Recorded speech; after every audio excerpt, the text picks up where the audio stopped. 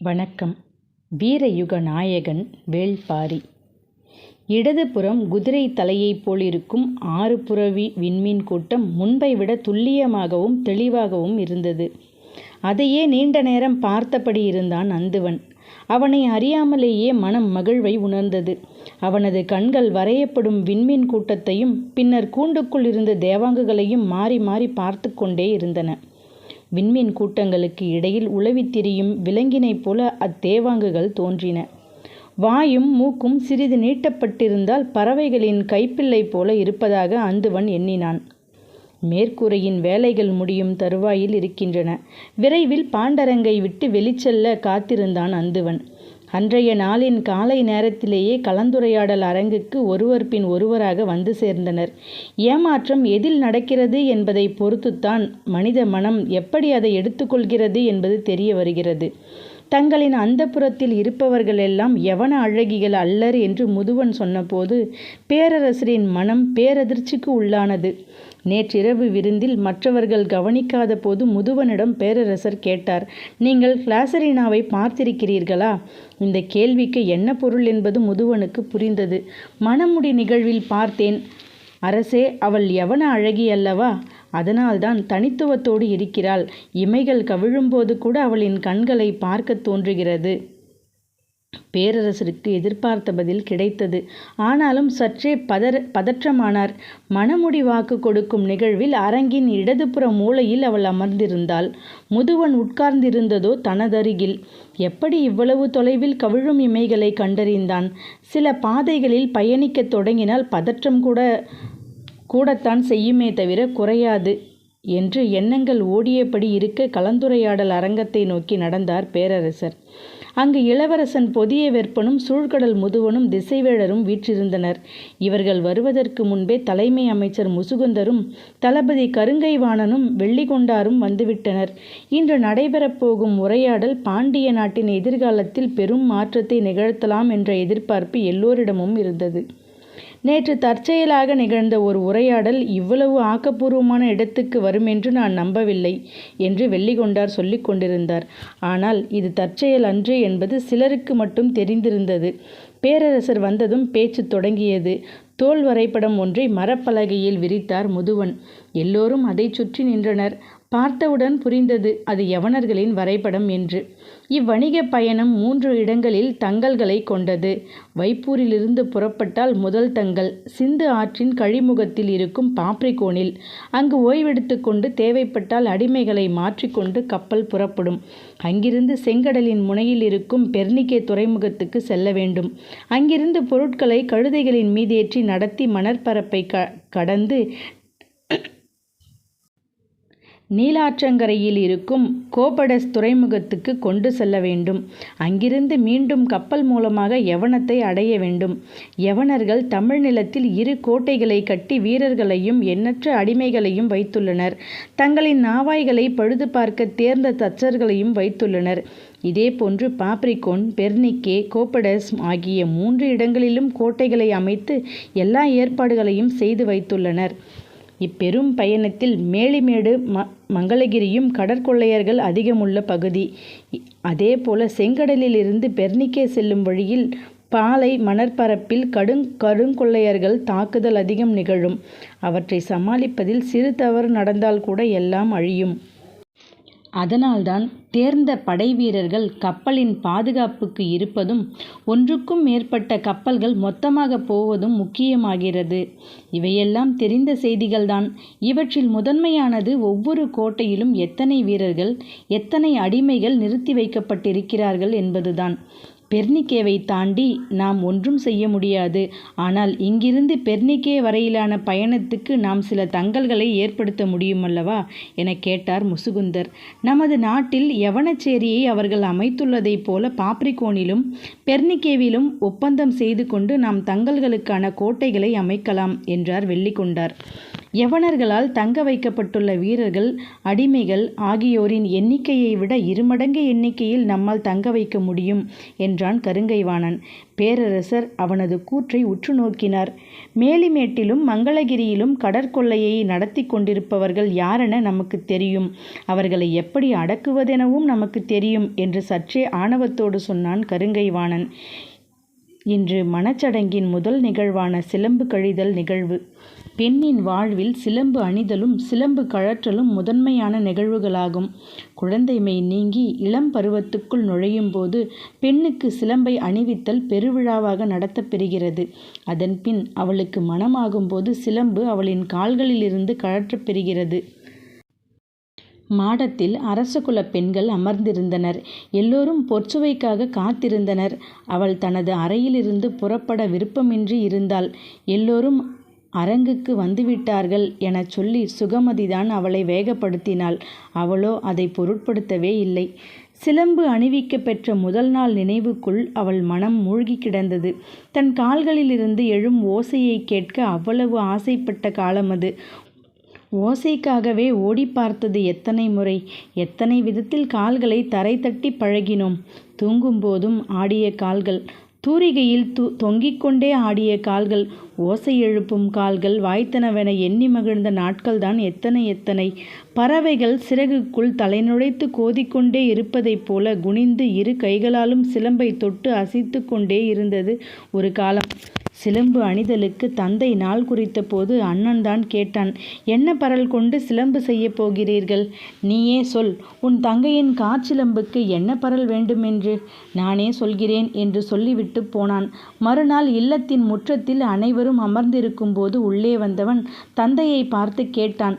தந்தையே, என்றென்றும் வெல்ல வேண்டும் என்பதற்காக தங்களின் மணிமுடியில் அரசர்கள் பதிக்க விரும்புவது எந்த வகை மணிக்கற்களை? இளஞ்சிவப்பு நிற மணிக்கற்களை தங்களின் மணிமுடியில் பதித்தால் எப்போரிலும் வெல்லலாம் என்று சொல்வார்கள். அப்படியென்றால் இளஞ்சிவப்பு நிற மாணிக்க கல்லை கொண்டு என் தங்கையின் கால்களுக்கு சிலம்பு செய்யுங்கள். அவள் எந்த போரை வெல்லப்போகிறாள் மகனே?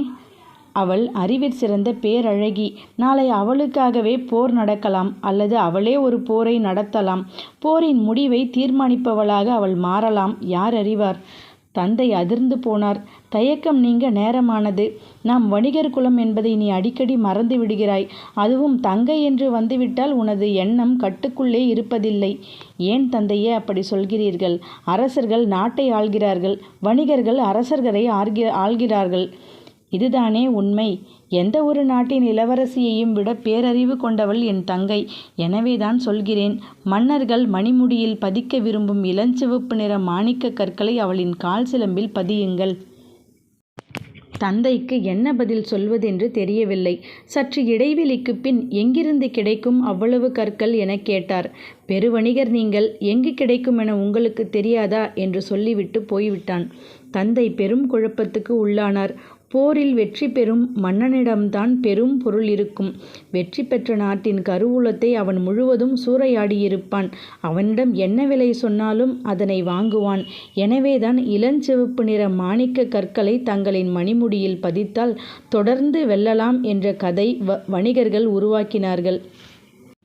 வணிகர்கள் உருவாக்கிய கதைக்குள் இப்போது பெருவணிகர் ஒருவரே மாட்டிக்கொண்டார். அந்த குறிப்பிட்ட தீவு எதுவென தந்தை அறிவார். அவரே புறப்பட்டு போனார். கப்பல் நீர்கிழித்து போனது. அதன்பின் நில்லாது அசையும் அலை போல ஓசை நில்லாது ஒலி எழுப்பிக் கொண்டே இருக்கும் இளஞ்சிவப்பு நிற மாணிக்கக்கல் கொண்ட சிலம்பு பொற்சுவையின் காற்சிலம்பானது. பிற 3 இடங்களிலும் யவனர்கள் உருவாக்கியுள்ள கோட்டைகளில் எத்தனை வகையான பொறிகள் இருக்கின்றன என்று வரிசைப்படுத்தினார் சூழ்கடல் முதுவன். அதுவரை அவ்விடங்களில் உள்ளவை மிக பாதுகாப்பான கோட்டைகள். அவற்றினுள் வீரர்கள் உள்ளனர் என்று மட்டும்தான் தெரியும். ஆனால் யவனர்களின் வலிமை கோட்டையிலும் வீரர்களிடமும் மட்டுமில்லை. எண்ணற்ற பொறிகளை அவர்கள் உருவாக்கியுள்ளனர். அவைதான் அவர்களின் வலிமைக்கு அடிப்படை என்று கூறியபடி பொறிகளை பட்டியலிட்டார். பெரும் தோல் கயிற்றால் இழுத்து கட்டப்பட்டு கவட்டை போல் இரும்பு கம்பிகள் நீண்டபடி கோட்டை மதிலில் நிறுத்தப்பட்டுள்ள எந்திர வில். அதை இயக்க ஒரு சிலர் போதும். அதிலிருந்து ஒரே நேரத்தில் 100கணக்கான அம்புகள் பாய்ந்து வெளிவரும். 2 எந்திர வில்கள் இருந்தால் கோட்டையை எதிரிகள் நெருங்க விடாமல் பாதுகாத்து கொள்ளலாம். நூற்றுக்கணக்கான கற்களை உமிழும் கவன்பொறி, இரும்பால் செய்யப்பட்ட சிற்றூசி உருளைகளை வீசி எறியும் கூடைப்பொறி, கோட்டை மதிலை நெருங்கும் பகைவரின் உடலை கொத்தி தூக்கும் தூண்டிற்பொறி, அதையும் மீறி மேலேறுபவரை அகழியை நோக்கி தள்ளும் கவைப்பொறி என்று வரிசையாக தாக்கவும் தடுக்கவும் யவனர்கள் பயன்படுத்தும் பொறிகளை பட்டியலிட்டு கொண்டே வந்தார். கடைசியாக 3 பொறிகளை பற்றி சொல்லிய போது எல்லோரும் வாயடைத்து போனார்கள். சிறிது நேரம் எந்த பேச்சும் இல்லை. பொற்சுவையின் வருகைக்காக எல்லோரும் அரங்கில் நெடுநேரமாக உட்கார்ந்திருந்தனர். அவளோ நினைவுகளில் மூழ்கியவளாக அறையை விட்டு அகலாமல் இருந்தாள்.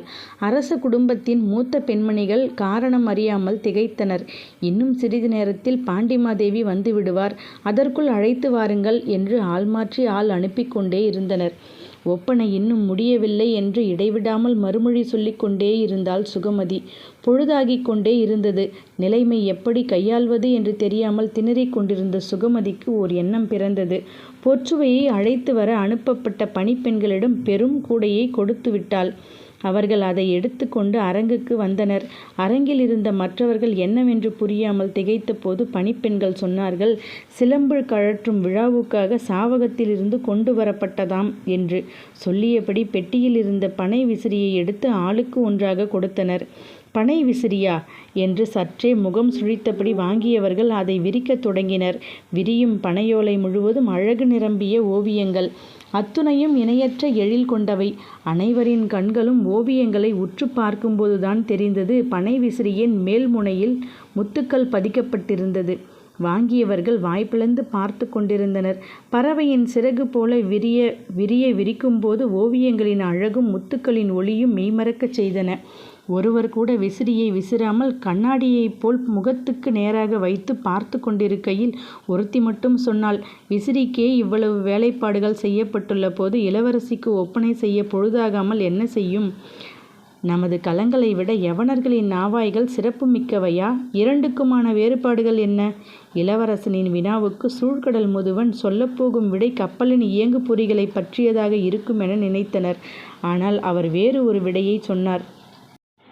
கடற்பயணத்தின் வலிமை என்பது கப்பலோடு தொடர்புடையதல்ல, கணிதத்தோடு தொடர்புடையது. வானியலும் நிலவியலும் பற்றிய கணித அறிவே கடற்பயணத்தின் வெற்றி தோல்வியை முடிவு செய்கிறது. இவ்விரண்டிலும் நமது அறிவு வலிமை மிக்கதுதானே?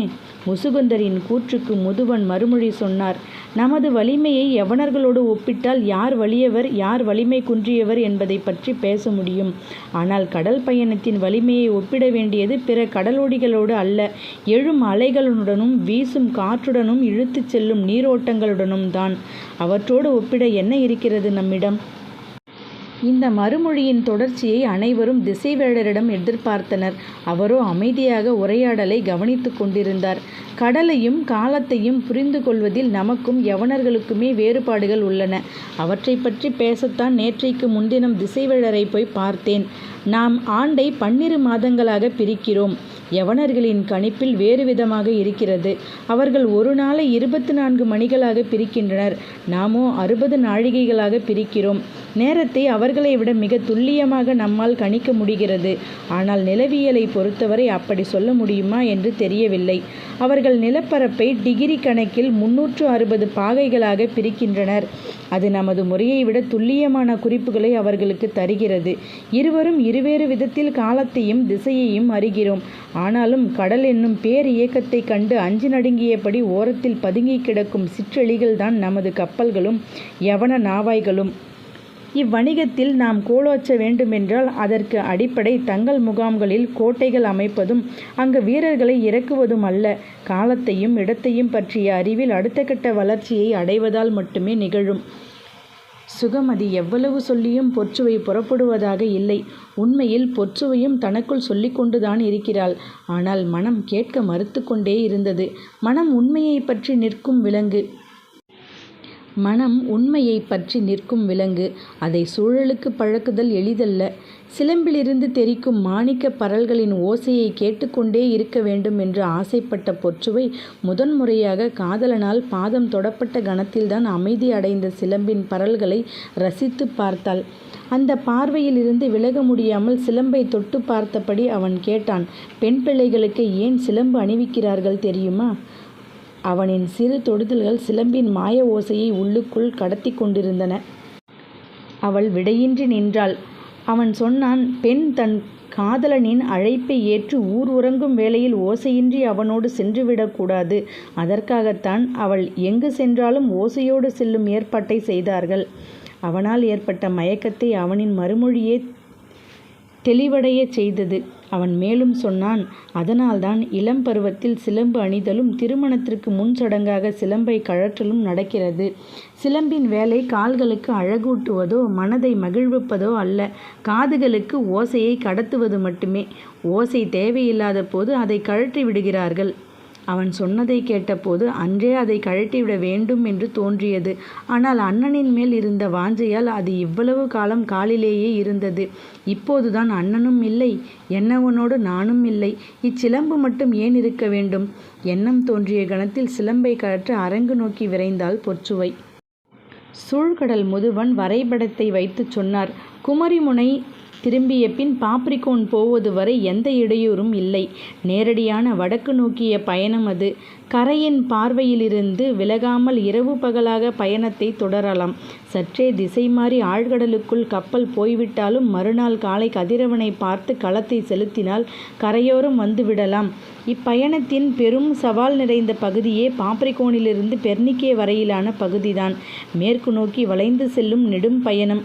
கரையின் பார்வையை தவறவிட்டோம் என்றால் நாம் பெரும் சிக்கலில் மாட்டிக்கொள்வோம். இரவில் விண்மீன்கள் எல்லா காலங்களிலும் ஒரே இடத்தில் இருப்பதில்லை. எல்லா விண்மீன்களும் ஆண்டு முழுவதும் தெரிவதும் இல்லை. அவற்றை நம்ப முடியாது. எனவே பகலில் மட்டுமே பயணிக்க முடியும். அதுவும் தெளிவான வானியல் காலம்தான் பயணத்துக்கு பாதுகாப்பானது. சற்றே திசை மாறினாலும் நாம் எந்த திசை வழி மீள வேண்டும் என்பது பற்றி யாருக்கும் தெளிவான புரிதல் இல்லை. யவன நாவாய்கள் பலவும் நம்முடைய கப்பல்கள் பலவும் மறைந்து கொண்டேதான் இருக்கின்றன. பாப்ரிகோன் முதல் பெர்னிக்கே வரையிலான பகுதிக்கு துல்லியமான திசை அறிதலுக்கான வடிவம் ஒன்றை நாம் கண்டடைந்தால் கடற்பயணத்தின் பெரும் சாதனையாக அது அமையும். வரைபடத்தை காட்டி நிலைமையை முழுமையாக விளக்கினார் சூழ்கடல் முதுவன். அதன்பின் எல்லோரும் திசைவேழரை பார்த்தனர். பார்வைக்கான பொருள் அவருக்கு புரிந்தது. ஆனால் அவர் எதுவும் பேசாமலேயே வரைபடத்தை பார்த்து கொண்டிருந்தார். பாப்ரிகோன் முதல் பெர்னிக்கே வரையிலான பயணத்தின் கடைசியாக கப்பல்கள் எப்போது மறைந்தன? 3 மாதங்களுக்கு முன்பு 5 நாவாய்களும் 2 கப்பல்களும் மறைந்துவிட்டன. சற்றே சிந்தித்தபடி இருந்தவர் சொன்னார், 3 மாதங்களுக்கு முன்பு மேலை காற்று உச்சங்கொண்டிருந்த காலம். அப்போது தவறிய கப்பல்கள் நடுக்கடல் நோக்கி போக முடியாது. அதற்கு எதிர் திசையில்தான் காற்று தள்ளிக்கொண்டு வந்திருக்க வேண்டும். அவர்கள் பாதுகாப்பாக கரை ஒதுங்கியிருப்பார்கள். அப்படி எதுவும் நிகழவில்லையே. அப்படி என்றால் நீ வைத்துள்ள வரைபடம் தவறு. இதில் உள்ள திசை தவறு. சூழ்கடல் முதுவன் மறுமொழியின்றி நின்றார். தவறான ஒன்றை வைத்துக்கொண்டு சரியானதற்கான வழியை கண்டறிய முடியாது. அப்படியென்றால் சரியானதென்று எதை சொல்கிறீர்கள்? வரைந்த கோடுகளை அடிப்படையாக கொண்டு திசையறிய முடியாது. நாள் மீன்களையும் கோள் மீன்களையும் கொண்டு திசையறியலாம். அதையும் அறிய முடியாமல் செய்யும் ஆற்றல் இயற்கைக்கு உண்டு. எனவே அவற்றை கடந்து வழிமுறைகள் உண்டா என்பதை பற்றி சிந்திக்க வேண்டும். அது எப்படி சாத்தியமாகும்? ஏன் ஆகாது? கதிரவனின் நிழலை மட்டுமா நம்பி பொழுதழைக்கிறோம்? நீர்வட்டிகளை கொண்டும் மணற்குடுவைகளை கொண்டும் பொழுதழைக்கிறோம் அல்லவா? சின்னஞ்சிறு கருவியை கொண்டு கதிரவன் இருந்தாலும் இல்லாவிட்டாலும் பொழுதை நம்மால் அளக்க முடிகிறது. பகலையும் இரவையும் நமது கணக்குக்குள் அடக்க முடிகிறது. அதே போல கதிரவனையும் விண்மீன்களையும் பார்க்க முடியாவிட்டாலும் திசையை கண்டறியும் வழிமுறை ஒன்றை நாம் கண்டறிய வேண்டும். அதுதான் இதற்கான தீர்வை தரும். அப்படி ஒன்றை நம்மால் உருவாக்க முடியுமா? நம்மால் உருவாக்க முடியுமா என்று எனக்கு தெரியாது. ஆனால் ஒன்றை உறுதியாக சொல்ல முடியும். இயற்கை ஏற்கனவே உருவாக்கி வைத்திருக்கும். நாம் அதனை கண்டறிய வேண்டும். பொதிய விற்பன் விரைந்து கேட்டான், எப்படி கண்டறிவது? திசைவேழர் சொன்னார், ஆசையின் வழியே பயணப்படக்கூடாது. அறிதலின் வழிதான் பயணப்பட வேண்டும். இயற்கை ஆசைக்கான பொருள் அன்று. குறுக்கிட்டு முதுவன் சொன்னான், ஆசைப்படுதலும் பொருள் சேர்ப்பதும் தானே வணிகத்தின் அடிப்படை. அதற்காகத்தானே இம்முயற்சி நடக்கிறது. அதனால்தான் வரைபடத்துக்குள் களங்கள் மறைந்து கொண்டிருக்கின்றன. திசைவேழர் என்ன சொல்ல வருகிறார் என்பது சரியாக புரியாமல் பலரும் விழித்தனர். ஆனால் அப்பேரறிஞரிடம் நினைப்பதையெல்லாம் பேசிவிடவும் கேட்டுவிடவும் முடியாது. எனவே அவையின் அமைதி நெடுநேரம் நீடித்தது. நன்றி.